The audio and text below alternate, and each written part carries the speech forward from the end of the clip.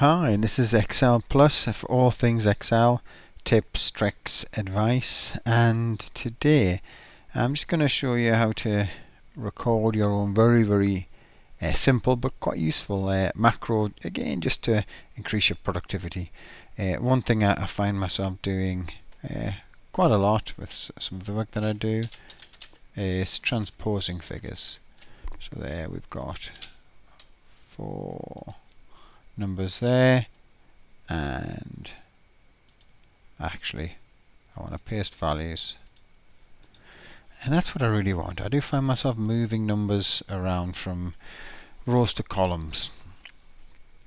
So again, I've recorded quite a simple macro to do this, but rather than just give you the macro, this one is quite easy. I'll show you how I actually recorded it. So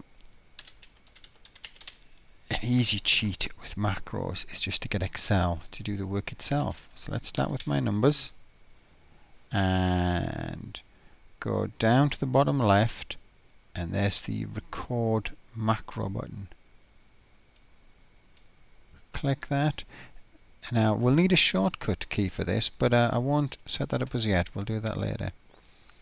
And if you've got a personal macro workbook open, this is the best place to put it. In this instance, as I'm going to upload this with the show, I'll put it in this workbook. Right, so it's recording. So what I want to do is highlight those 4 numbers, take it down and paste values, transpose. Stop recording. So there we go, I've recorded those steps in Excel. Let's go to the macro.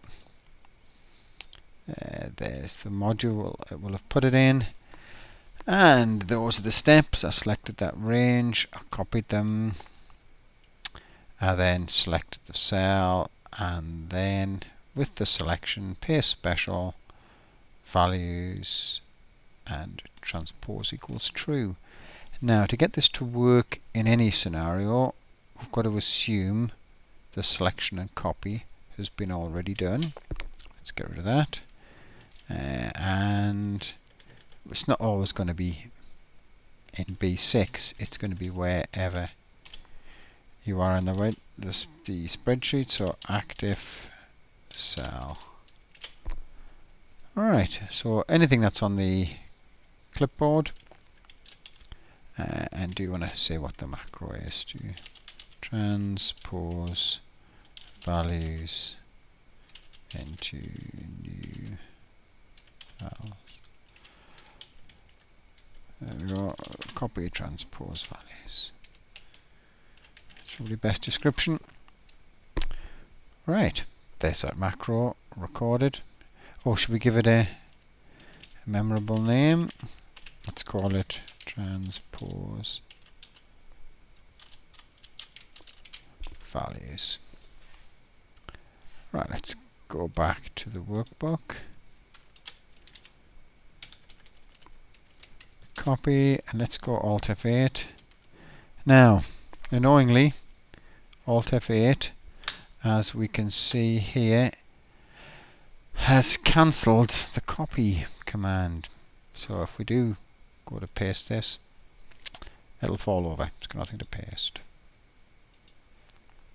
So this is a macro that needs attaching to a shortcut key to work.